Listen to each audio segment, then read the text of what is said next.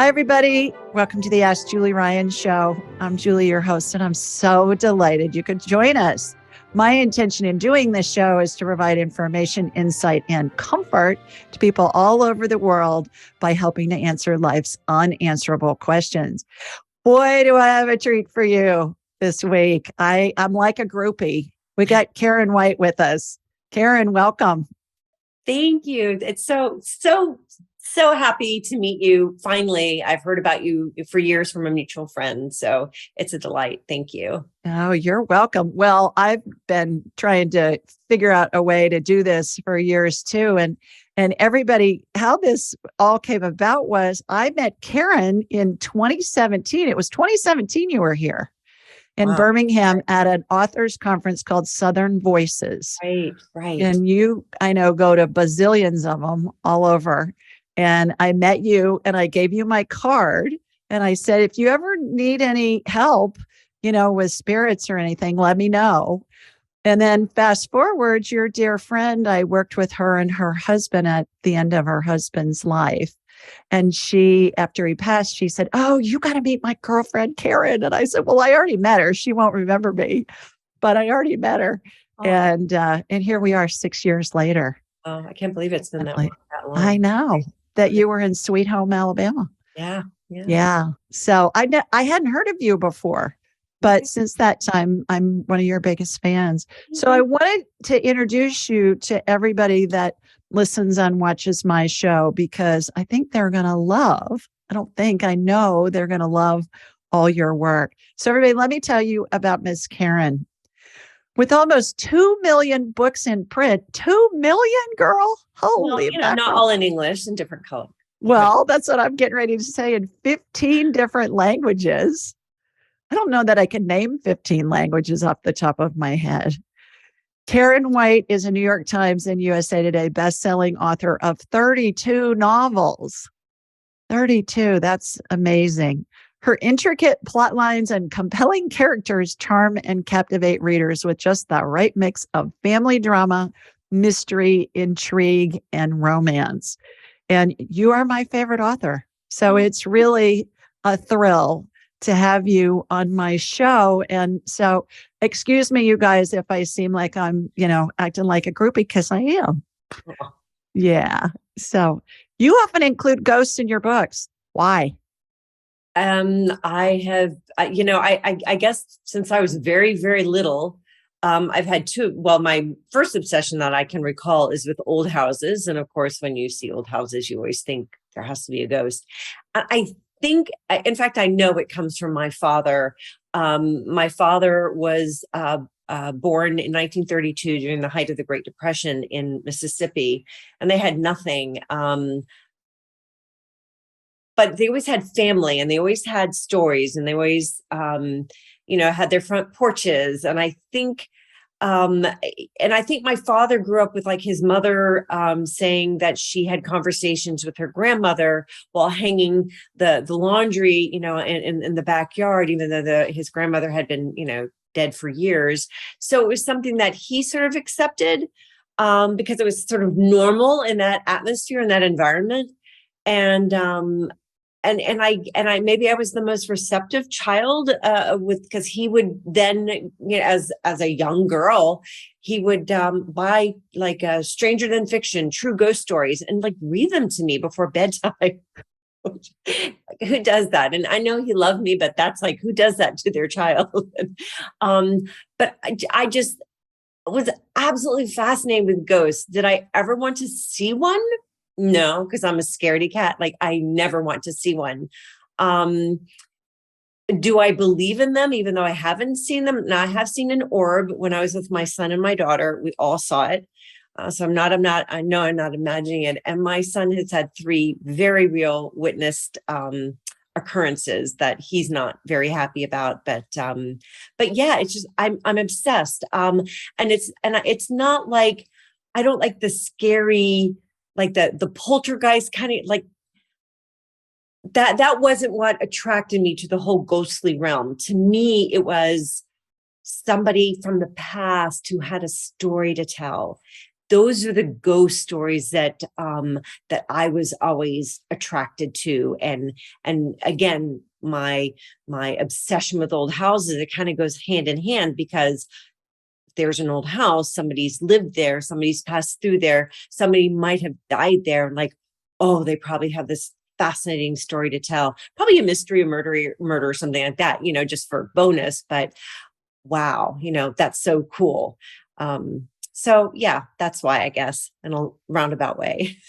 Well, every time I go into a historic home, and I live in the deep South like you do, and I always say, you guys got any good ghost stories? They do every time. Every time. Yeah. Mm-hmm. Yeah.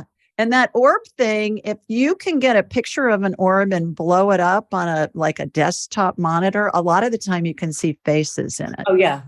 I've done that many times. Unfortunately, it was, we were in a pitch dark tunnel at a fort in Key West that had been used during the Civil War as a Union fort, and or it was Confederate, and then the Union took over. But it was so fast, and my sons and daughter saw it in real life, and I was looking into my phone, getting ready to take a picture of anything we might see, because it was supposed to be haunted in there.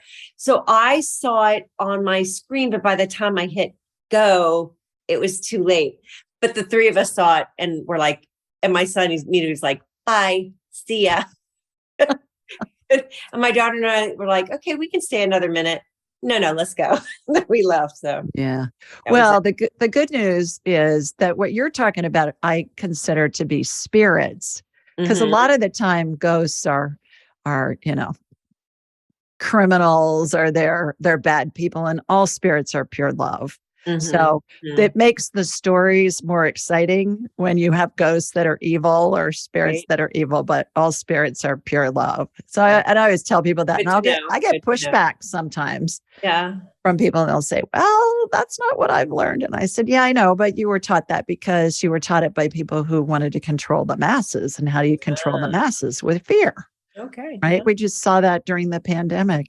But as far as your books go, the evil spirits add color, obviously. So, of course. Yeah. Yeah. And my books are fiction. So, Exactly. And I know that you love Charleston. Why do you love Charleston? I don't know. I just remember the first time I ever visited Charleston, I felt like I had come home. It was a very, very strange feeling. But fast forward 2 decades, and my daughter was doing our genealogy and found that we had lots of family in the Low Country, and including south of Broad, one on Broad Street and one on Meeting Street. So, and I believe also on plantations, going towards the coast. But, so I don't know, read into that what you will, but it was a very, very, very powerful feeling. And that's why when I write about Charleston, it comes very naturally to me. I smell the pluff mud, and I feel like I'm at home. And for those of you who don't know what pluff mud is, it is sort of the bottom, the marsh when the tide runs out and the marshes are low and they're all just muddy and whatever. That is the pluff mud, and it has a very particular odor to it, and you either love it or hate it. And I absolutely love it. My husband thinks it smells like sewage, but to each his own. What does he know? He's a banker. They know nothing. Oh, I agree with you on Charleston. I feel the same way. I love Charleston. I tell people Charleston's every bit as fabulous and historic as Boston. It just has better weather and manners. Yeah, true. I don't know about the weather. Like in the summertime, I wouldn't say that. But definitely better manners. Yeah. Better winters for sure. We vacationed there when my son, who's now 30, when he was growing up with my family and my nephews, all boys, all the grandkids were boys. Wow. And we used to go on the ghost tours. Oh in yeah. Charleston. Now Every this is time I still go. Yeah. yeah, and this was 20 years ago, and they'd give them this little device that looked like a Roku or a little small remote control thing, and it was supposed to detect the ghosts. And Ah, those little boys would love carrying oh, those things around, and they'd wait for it, and then halfway through the tour, they'd set them off. I'm sure there was some special button or something that right. would set them off. They still talk about it. That's amazing. It's Wow. hilarious. Wow. Yeah. Cool. Well, and your success is proof that people like to read about paranormal activities along with everything else. Did you get any pushback from your publishers or your editors about that when you were first including those into your stories? Not at all, which is really strange. So I had written a number of just single title books, not there might be a nod to a spirit or to something woo-woo. But my books were never about that. So I guess that didn't bother they didn't have to put it on the back cover or whatever. And I was getting a following. So what were they, they weren't going to complain. And I'd written, I can't remember how many of, just my single title books before the idea for the first, the House on Trad Street, my first paranormal, and I don't call them paranormal series because there are ghosts, but the ability to communicate with spirits is just part of the main character. It's always about the main character and her journey and her relationships with family and friends and her life's journey, basically. And then the seeing ghosts is just sort of a peripheral part of her personality. But yeah, so when the character of Melanie Middleton in the House on Trad Street came to me while taking a shower, I didn't know anything about this woman, and she just sort of like slapped me upside the head, and she was fully formed. I knew she was OCD. I knew I knew she was a realtor, and I knew she specialized in old houses, and I knew she hated old houses because old houses always came with an elderly or a spirit who needed her help in finishing up their business, and she wanted nothing to do with it. So, and I knew she was going to be quirky.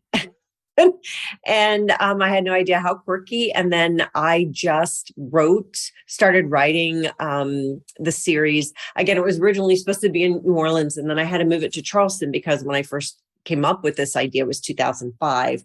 And that was the year of Katrina. And I knew I had to sort of, pivot a little bit in terms of setting. So I sent like the first few chapters to my agent. I said, this is kind of different from what I'm writing. Do you think this is marketable? She's like, I don't know if it's marketable, but it's really good. Let me send it to Cindy, my publisher. And she actually, because we weren't sure that my current publisher, Penguin, was going to pick it up. So she sent it to other publishers, and they were like, I don't know, we don't know what this is. And but my editor at Penguin was very enthusiastic about it. And said yes. But what was so funny, they only wanted 2 books. I originally thought it was going to be a trilogy. And then they were like, no, we don't know how this is going to do. But after the House on Trad Street came out, and readers showed it so much love. It was wonderful. Then while I was working on the second book, I got the phone call saying that they actually wanted 4 of them. And then when I finished the 4th one, they were like, well, can you do 3 more? So in case you're wondering why the series now has 7 books in it instead of just 2. But yeah, so I think it was sort of, we none of us knew what this was. And like I say, and initially when they first bought the book, they were thinking, we need to change her name because, Karen White books are Southern women's fiction. And this is, different. But when I finished the book and turned it in, everybody agreed this is still very much a Karen White book. You just have that added element of the main character being able to communicate with spirit. So that was a lucky thing for me, because readers who discover the Trad Street series, or in this case, the Royal Street series now, They want to, read other books of mine. And so there's been this lovely crossover audience, which I'm very, very grateful for, because they just enjoy my voice, regardless of what I'm writing about. So it's been very positive.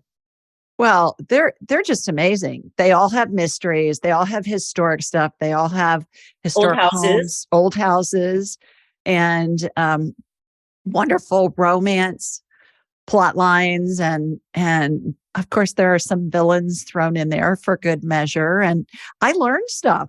I learn historic stuff every time I read your books as well. So they're just terrific.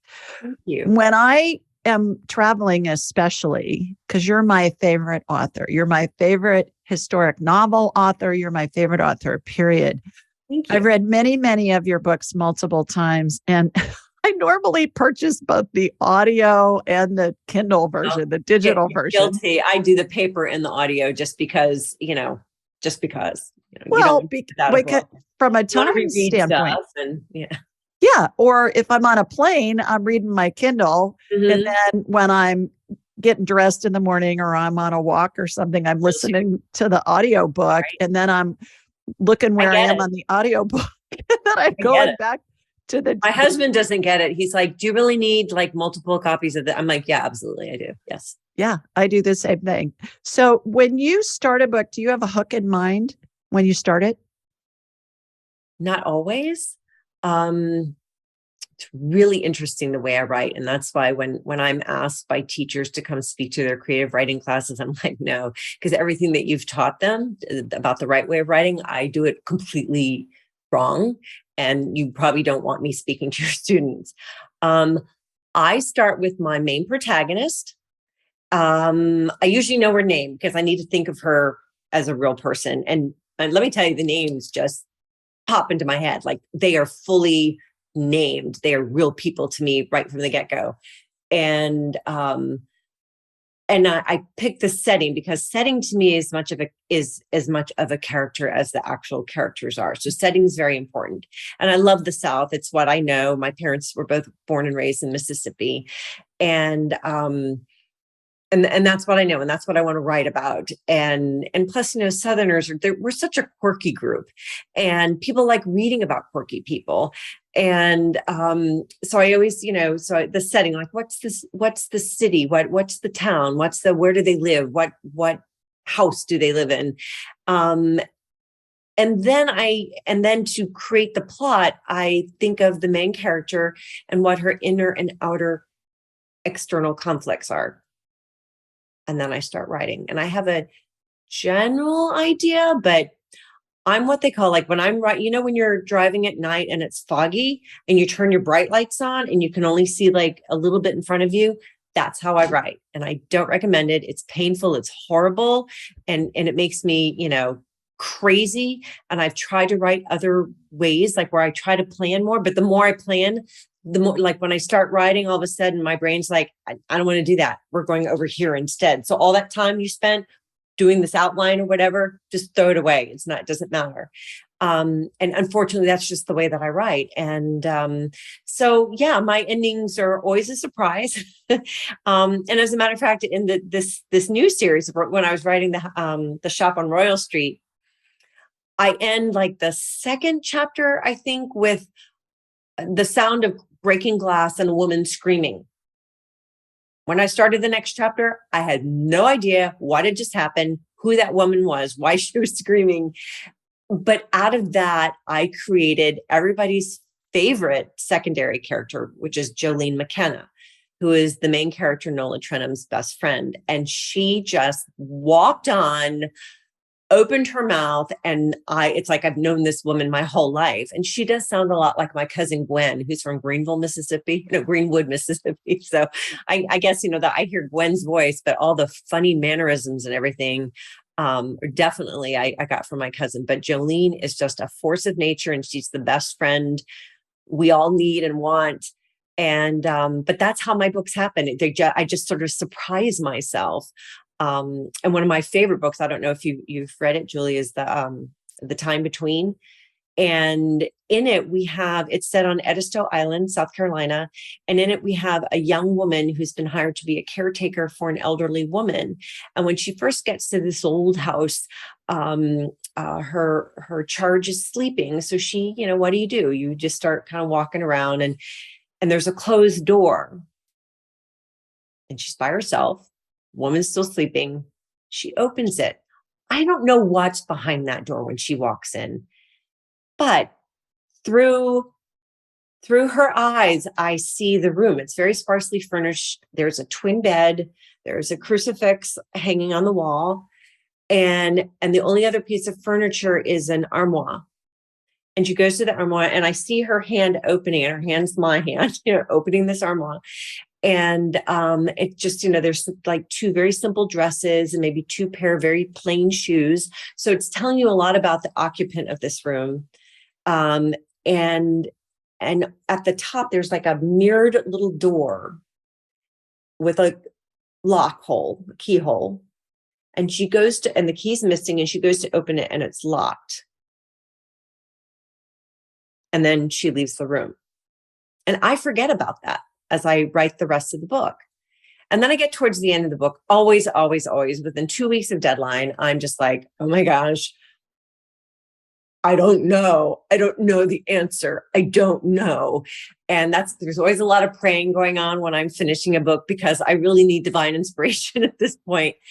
And with that particular book, I remember going to bed, and saying, okay, God, this is, I need to write these last few chapters. I really, really need some help here. And then when I woke up, I remembered that locked door in the armoire, and that was the answer. What was inside it was the answer I was looking for. So that's how I write. I can't explain it. I guess I channel spirit when I write. I don't know. I will tell you one thing, and I don't mess with Ouija boards. I'm scared to death of them, but I will tell you, when I was in 7th or 8th grade, after I'd read Gone with the Wind, my best friend and I, who read the book at the same time, in the girls' locker room, in the gym, in the bathroom of the locker room, we did a Ouija board. And we tried to contact Margaret Mitchell, because I really, really wanted her to come through me to write the sequel to Gone with the Wind. But that is the only time I've ever messed with a Ouija board, and I will never do it again. And so I'm just wondering, who am I channeling here? I don't know.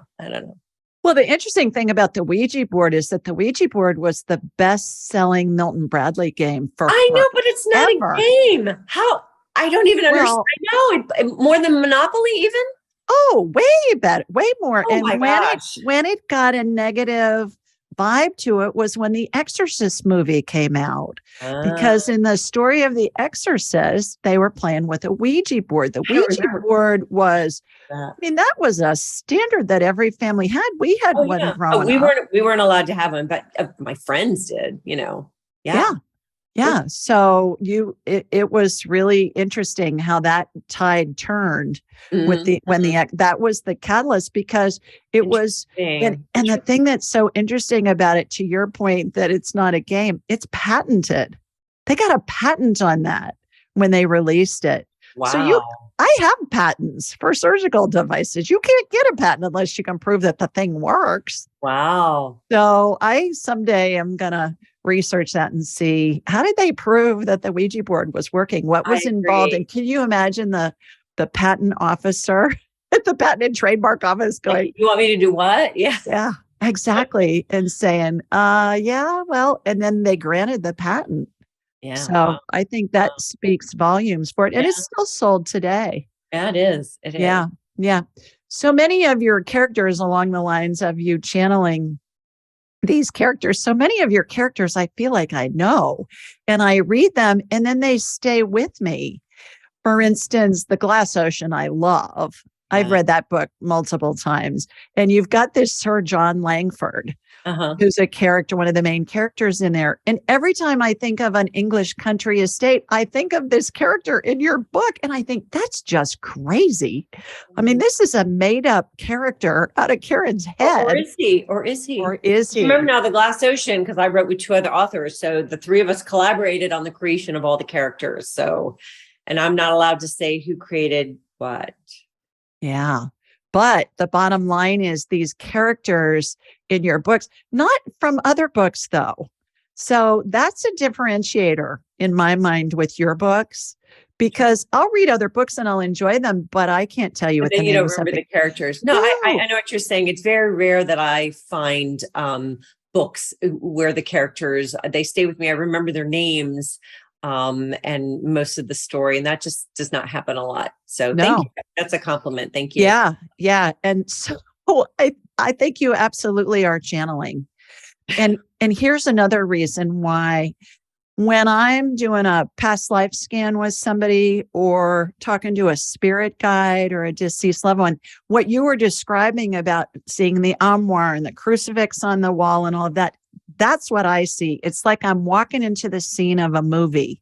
Yeah. I feel like I'm Alice walking through the looking glass and Alice in Wonderland. And you're filming it all while you're doing, because you're exactly. And I'm seeing all of it and get details like names and things. This morning I was working with a client and she wanted to talk to her main spirit guide. Well, her main spirit guide was a botanist named Jeffrey Olson. And I got Olson, Olsen, not O-N. And he was wearing one of those safari outfits, with the khaki shirt with lots of the pockets with the buttons on them and the whole 9 yards. And he had on a Indiana Jones kind of a hat and stuff like that. We got a lot of information about him. Other things, past lives, same thing. I see these scenes. It's like I see in my mind's eye, I'm walking into this movie scene.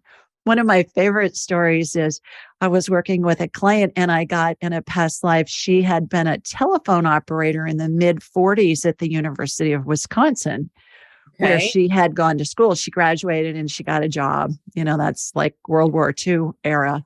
Right. And we got, her name was Lucy Johnson, got whatever we were supposed to know.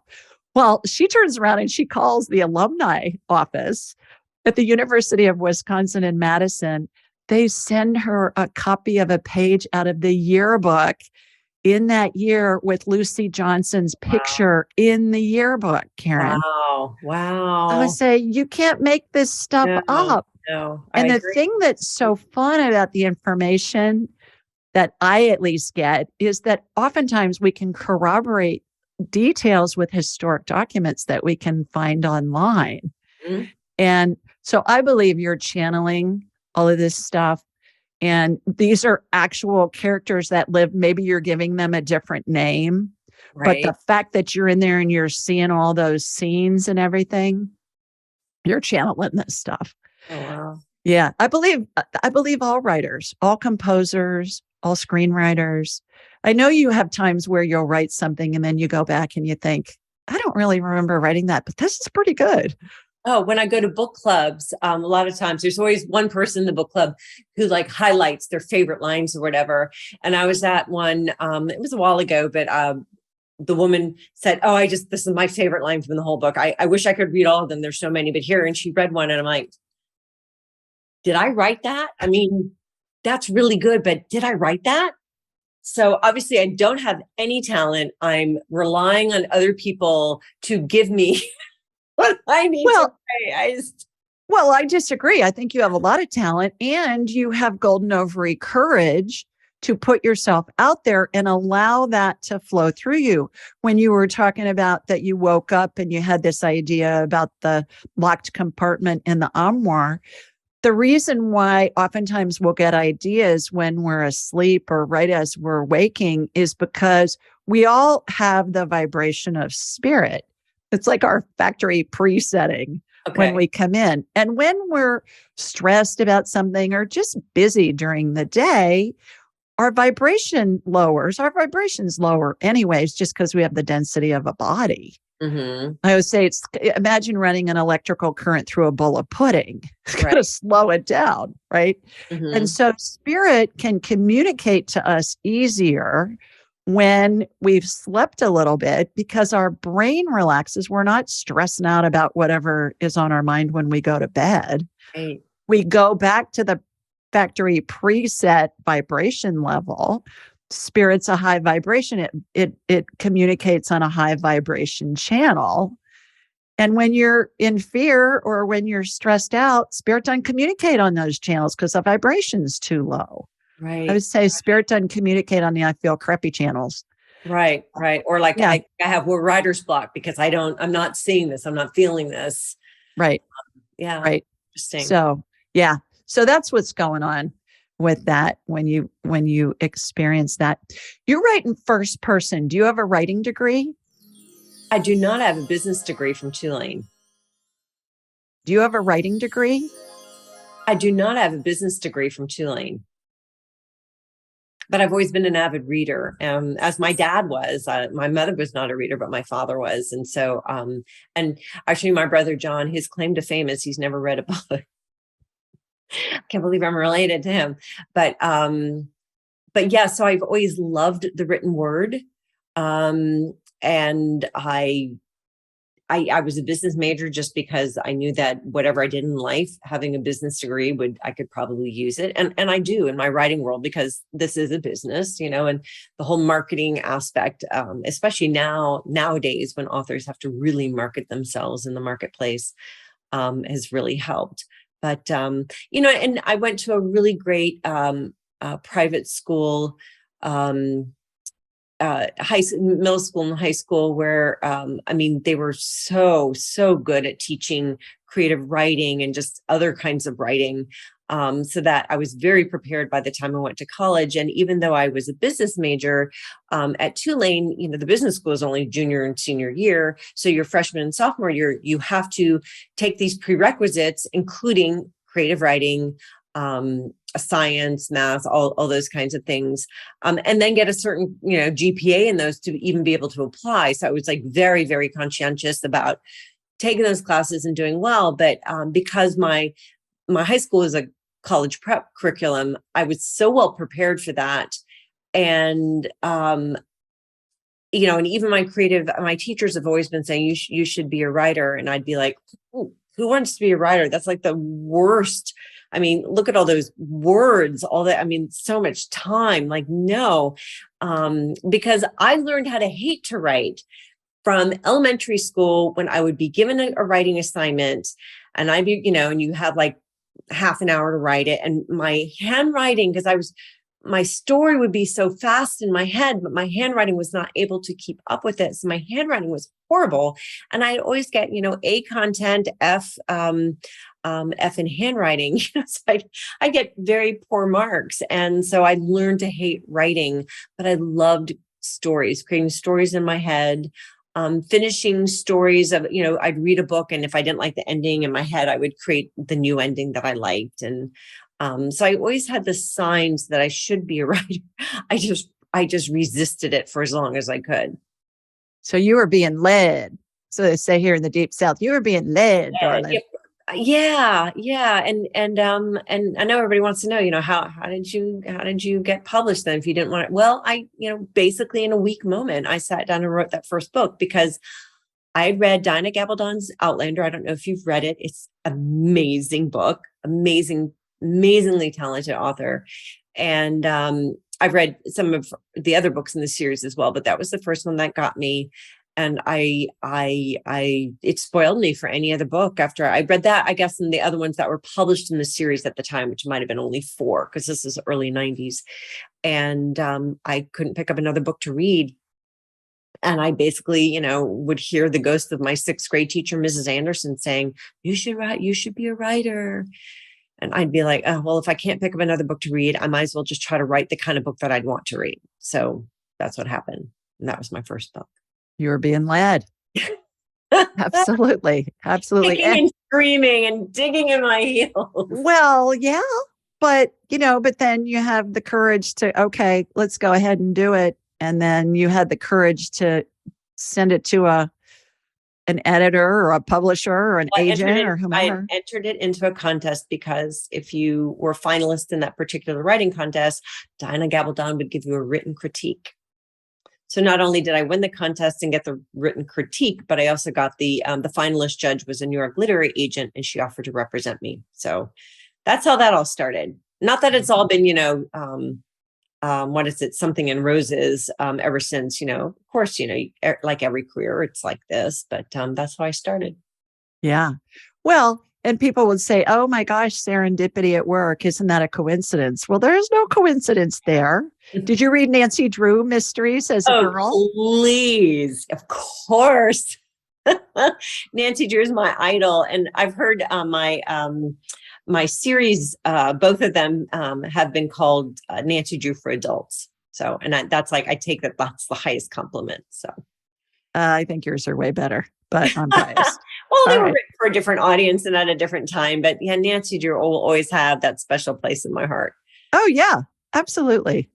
Absolutely. And I think it's fun that you went to Tulane too, because New Orleans, Oh, yeah. Southern, historic, lots of ghosts. And that's why I picked it. The beautiful architecture, the old houses, the history.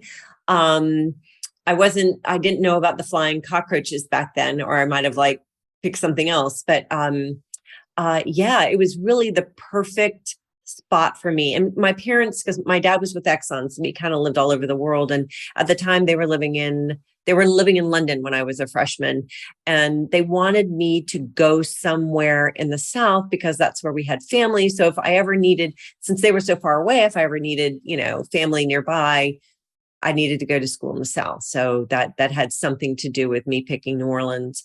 But and also, again, the stupid things that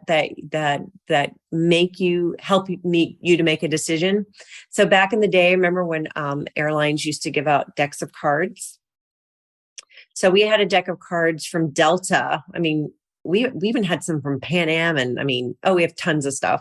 But it was from Delta, and it had the backs of the cards were scenes from New Orleans. I'm like, okay. Okay, that sounds good, and they've accepted me. Why not? It seemed a lot more exciting than Nashville, Vanderbilt in Nashville. And what was the other one? One in San Antonio, Texas, and then another in Virginia. And I guess because of those cards, I'm like, well, that looks like a cool place. Why not? Well, you were led there again. I love New Orleans so much. My 40th birthday party was there, and I had 9 of my best girlfriends flew in from all over the country, and we were there for the weekend. Oh my gosh, the stories I can tell you. It was just a blast. We had so much fun doing that. On Folly Beach is another one of my favorite Karen White books. And please tell everybody a little bit about the story. Wow. So that one came out a while ago. So it's basically the story of 2 women who never meet, but they are connected by a bookstore they have both owned in different time periods. One of them during the war, World War II. And for those of you who don't know, Folly Beach is on the South Carolina coast. And then the other is modern day. And we have, she is a war widow. Her husband has been killed in Afghanistan, and she's young. And so we have that, being widowed by a war, whether you're the actual widow or you just know someone who has been lost due to war. And there's also the bottle trees. Everybody wants to know about the bottle trees. That's a big theme in this book. That's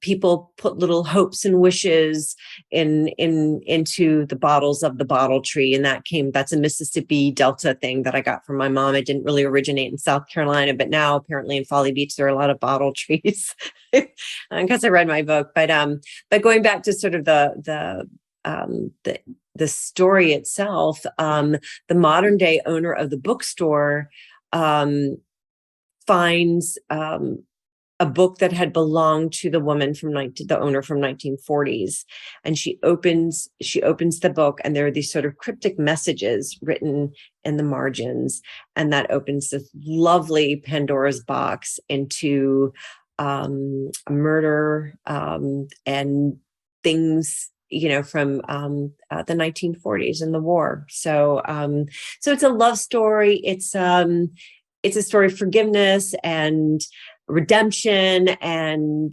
I loved writing that book. And that was a book that it just, it wrote itself. I mean, I was channeling these characters, and very, heart-wrenching, but heartwarming, as well. And my endings, I have to say, I do want to make you cry and laugh during the book, but I want you to sigh with satisfaction at the end. I would never have been an Oprah pick, because I don't believe that after reading one of my books, you should want to jump in front of a train, because that's just not the kind of book I enjoy reading. So that's not what I will drag your emotions over the coals, and not everybody will survive the journey. But at the end, I can guarantee that my main characters they will be alive. The main character will always be alive. And she will have learned something, and be in a better place mentally, physically, and or spiritually. So, yeah. Oh, I love that book. And those bottle trees. Yeah. Is that what you call them? Bottle trees? Mm-hmm. Aren't they supposed to, like, what they are the old fashioned Coke bottles and stuff like that? A lot of times they're blue. Well, they're blue because, so it originally comes from I can't remember, the African slaves from a particular country in Africa. And I apologize, I can't, because it's been a while since I wrote it. But they were the ones that brought that from Africa, that whole, capturing spirits. You put these spirit bottles outside your house so that they won't get into the house. And then I guess, just after they came to the United States, then it became a bottle, and blue symbolizes, like, blue attracts haints, as they call them. That's why you'll see ceiling porches, the porch ceilings in the South painted haint blue, because it's supposed to repel spirits, or something like that. But yeah, so not every bottle tree has to have blue bottles. Mine does. But it became, there's actually, even after my book came out, there's a little article in the Wall Street Journal, and they didn't mention my book or me by name, but they said, landscapers are saying that all over the Northeast, they're being asked to install bottle trees in the gardens that they are designing, all due to a book, that whoever read. I'm like, oh, couldn't they have mentioned my name? But exactly. And they make a whistling sound, or like the wind catches it. Yeah, wind catches it sound. There's a bunch of them around here. They're all over. Yeah, in the South. Yeah, yeah. Not all of them because of my book, but in Sweet Home, Alabama, there's a bunch of them there. Is there? Okay. Oh, yeah. So I have a fun story about that. In Folly Beach, it has to do with World War II, has to do with the Germans, has to do with U-boats along the coast. Well, I didn't know there were U-boats. Oh, I didn't either. When I started this book, I had no idea that would be one of the main plots until I was researching something else to do with the book. And I came across the story of Nazi spies making landfall in Long Island and Jacksonville. Like, nobody knew that U-boats could make it across the ocean, and it was very hush hush. And even when ships were being sunk by U-boats along our coast, our government did not put any of that in the paper, because they were afraid, that there would be mass panic. But that's also why we had so many casualties, because supply ships and everything else, they would go in the Gulf Stream, which meant they had to hug the coastline. Well, and then we have these brightly lit cities, right? So those ships, and at night up against, there are these blatant shadows against the bright lights of the city. They made them perfect targets. And we lost so many merchant ships and supply ships and all sorts of things, because the government, didn't want to make people panic.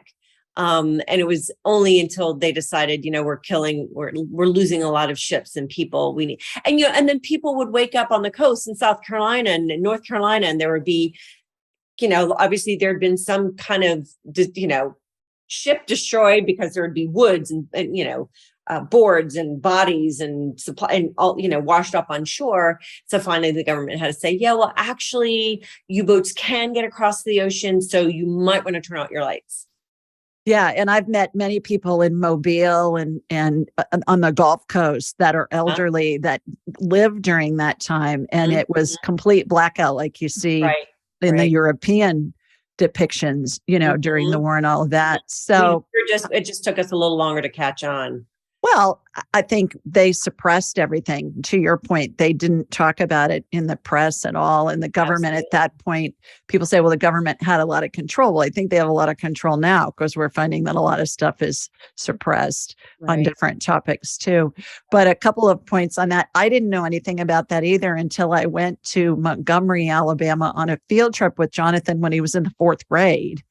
And I heard about that for the first time. And I thought, well, they didn't teach that in Yankee history in Ohio. I didn't learn that and I had a wonderful history classes and history teachers.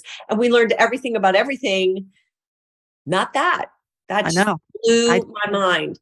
And when you read the story about the saboteurs and you realize, again, that was sort of a God gift because the guys were idiots. The mistakes they made it was like the Three Stooges came aboard. And these were Nazi spies who had been trained for years. And then they make, then it's the Three Stooges, just doing the most ridiculously dumb things to get caught. And they were all caught like within days of landing, which is just, even though they had years of preparation, it truly, if you love history like I do, just look up, the Nazi saboteurs and just read about it. It truly is fascinating. Well, I had a woman call into my show several years ago, and her family for multiple generations have a home near Apalachicola, which is the panhandle of Florida up there in the Gulf. And she said, this home is haunted. So can you scan it? This is on my show. And so I get it, I connect to them. I get it in my mind's eye. And I'm describing, okay, it's this big front porch. You walk in the front door. There's a parlor or a living room to the left.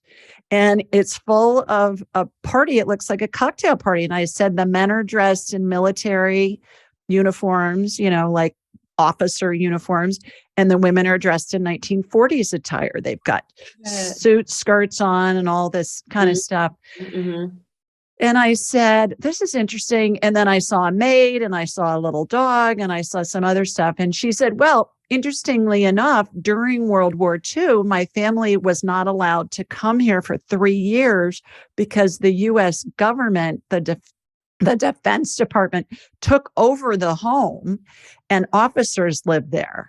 Okay. And I said to her, well, yeah, I didn't know about the U-boats, the German submarines that were off the coast of Florida and Georgia and Alabama and, Mississippi and all of that, let alone going up the East Coast. Right. And she said, yeah, one sunk right in front of the property and it's still down at the bottom of the ocean.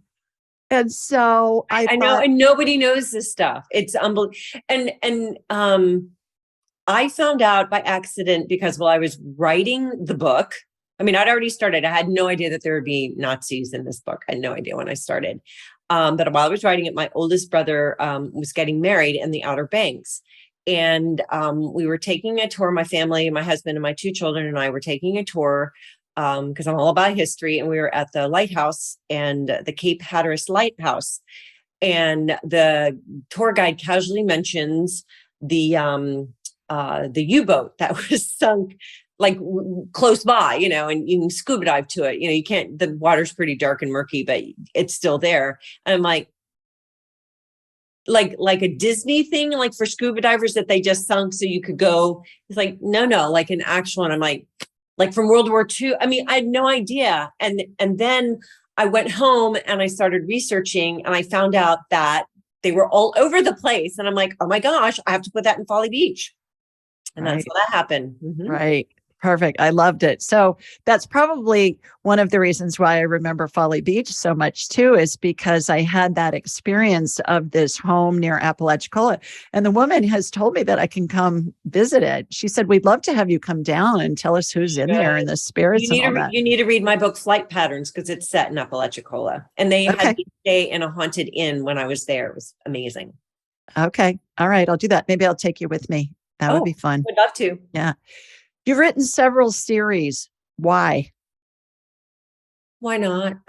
I think with any, I mean, you've had so many, you've worn so many different, hats. And I think no matter what you do, whatever career you choose, you always want to sort of, you want to stay on your game. You always want to like challenge yourself. So I've done the series, I've done collaboration. I did a, an anthology. So yeah, I guess it was just really to just switch it up a little bit. And there's something really fun. And I suspected it would be, and as I've written now my second series, it's absolutely true. To have that continuation, because when you write a book, it's 450 pages. You mourn a little bit for these characters. You miss them. It's like you've said goodbye to these best friends and you're never going to see them again, whereas whenever I finish one of my series books, writing them, I know that it's not goodbye. It's just, I'll see you later, and that's just, it's a wonderful feeling, especially when you love these characters as much as I do. Absolutely. Well, I felt that way about Downton Abbey. And yes. when the second movie came out, we watched it in our media room at home, and my husband was watching it, and I had tears coming down my cheeks because I was so excited.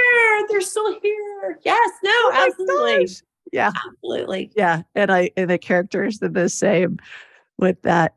So your attention to detail is so superb. I mean, it is just over the top. What goes into your research when you're writing a book? And you've already mentioned that you figure it out as you go. So do you say, okay, well, I'm going to go in this direction, and then you halt and you go research stuff? Or what's the technique that you use? What have you developed over the years for that?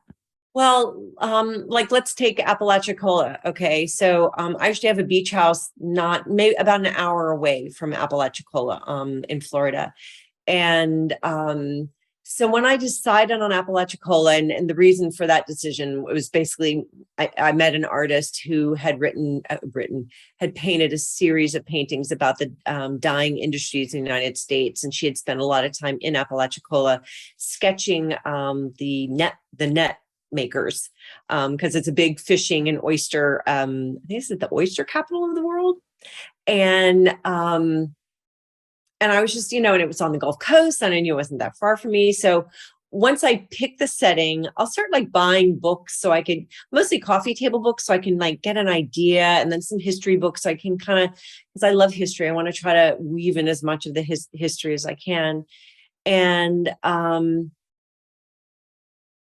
go and visit, and I take lots of pictures, and I sort of get a feel for the place, like how it smells, what when you're walking, what does the ground look like? What do the buildings look like? Where would my character live? If she lived here, what would she see out of her bedroom window? So I can really, become first person, see it through my character's eyes.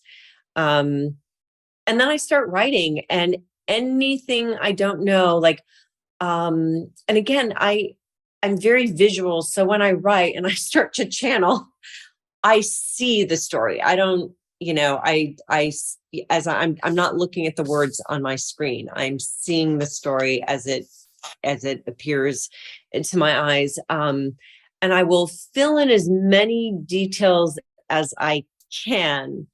And then a lot of times I'll put little asterisks, so that I know when I go back and clean up that chapter, I know there are things I need to look at. And the way I write is very layered. I'll write a few chapters, and then I'll go back and layer, more detail in. And then it's like a sculpture, you have this big lump of clay, and then you have to keep on going back, and you give it more delineation, I guess. And that's just how I write. So lots of asterisks. And I make sure that I have enough, information in front of me so I can look it up. And like in flight patterns, I went to a restaurant. Was it? Or I was reading a book or something where it had the name of the pub was in French. It was the Bee. And I thought, I wonder if we could do something with bees in this book. So I started, I got everything, every book I ever needed to know about bees. And so they're beekeepers in the book. And I talk about learning so much. I was fascinated with bees after that. And so then then I decided bees are so fascinating. Above each chapter, I have a little, it's a fake journal of the grandfather, the main character, who's a beekeeper, and a journal about beekeeping. And so I would put all these interesting facts that sort of had something to do with what was coming in the chapter. So yeah, it's very much this organic process. And I try not to do too much research ahead of time. Just it's more as a need to know basis, because if I spent time doing all the research before I wrote the book, I would never write the book. And I find that I find things serendipitously, like the whole Nazi, thing that was completely, by accident. So I try not to, I try not to know too much going in, but I need to know what I don't know, if that makes sense. But I won't know what I don't know until I start writing. Well, and you're getting information from spirit again. You're being led. That's how it works. I had a guy a couple of days ago who's a client, and we were talking with his deceased dad, whose spirit was in heaven. And I said, he's showing me walnuts and walnut trees and walnut groves. Does that mean anything to you? And he started laughing and he said, yeah, I grew up in Walnut Creek, California, in a neighborhood that had been all walnut groves, and we had walnut trees all throughout our property. Oh, wow. Well, so that's spirit giving me information to relay to him, to let the son know that that's really his dad with whom we're talking. And that's how it works. When I was writing my book, Angelic Attendants, and I talk about what happens as somebody's dying, there's a vortex that forms that the spirit goes through that separates the spirit from the body. And it reminded me, I saw this picture of a giant owl with its wings moving. It reminded me of that. But it felt more like when you go through the drive-through and at the end, the dryer's on and it's sucking all the water off your car. Right. So I'm writing the book and I'm inspired. I'm led to just look up wing vortex drag. It's like an owl's wings drags. Come to find out there's this thing called the wingtip vortex that forms underneath the wings of anything that flies, whether it's a jet or a bird or a plane or a bug or whatever. There are billions of wingtip vortex aeronautical engineering drawings and articles online. Interesting. I had no idea. So you're being led, as I was in that instance, you're being led to the next step and the next step and the next step. So how wonderful. Wonderful. What your next book? Tell us about it. When's it coming out? Oh boy. So there's several. So and I can't tell you much about any of them. So there will be the third book in the new series, the Royal Street series. Does not have a title because it's not written yet. It's due June 1st, so I better start. It will be out in 2025. So people who like to read, series just know that it's coming. I just finished another collaboration with Lauren Willig and Beatrice Williams. And that title is on super secret hold. But those books are fabulous. Thank you. Triumvirate. Holy mother. I've read all of them and they are all just superb. Just superb. And I think it's like a spiritual thing when we write together, because honestly, I don't know how we do it. I don't know how we do it. We don't know how we do it. It just flows so seamlessly. And when we create these stories, we call it magic. We call it the special sauce that we can't identify. But we just finished one in March, and it will be out in September of 2024. So very excited about that. And then I'm currently in negotiations, contract negotiations for another single title, which not to give away too much, it's not part of a series, but I do believe we might be headed back to a familiar location, Charleston. So I'm very excited to get started on that one. And The House on Britannia, that book?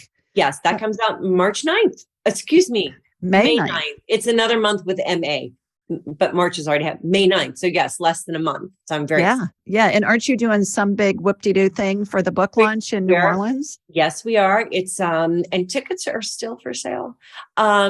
It's called Karen White's Crew. But it's going to be a lot of fun. It's all curated. There's going to be private tours of old haunted houses, ghost stories, tours of St. Louis Cathedral by the wife of the Saint's owner. Very excited to meet her. There's going to be live jazz brunch at the bookstore, Garden District Bookstore. And of course, your tickets come with a signed copy of The House on Britannia. And by the way, the bookstore is on Britannia Street in New Orleans.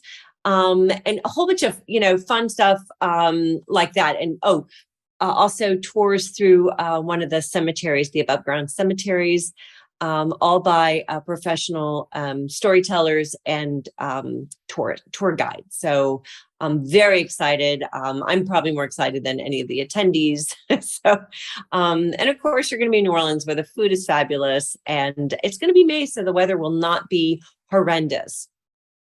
So good. And so how do people find you? How do they find out about that event? How do they learn about all of your work? It's so fabulous, you guys. I'm telling you, just pick up one of Karen's books. You will be hooked for life, and you got 32 to go through. So yeah, right. So the best way to start, and I am on social media too, but you can find those links on my homepage, which is Karen-White.com. Karen-White.com. All right. Thank you so much for taking the time to be with us. Everything. I so appreciate it. That went so fast, but I hope I answered all your questions. You had a lot of really great ones. So. You did. I have many more, so we'll have to have you back. Everybody's sending you lots of love from Sweet Home Alabama. Mwah! And Atlanta too. Karen's in Atlanta. Thank you so much. Thanks, everybody. See you soon. Bye-bye. Thanks for joining us. Be sure to follow Julie on Instagram and YouTube at Ask Julie Ryan, and like her on Facebook at Ask Julie Ryan. To schedule an appointment or submit a question, please visit AskJulieRyan.com. This show is for informational purposes only. It is not intended to be medical, psychological, financial, or legal advice. Please contact a licensed professional. The Ask Julie Ryan Show, Julie Ryan and all parties involved in producing, recording, and distributing it assume no responsibility for listeners' actions based on any information heard on this or any Ask Julie Ryan shows or podcasts.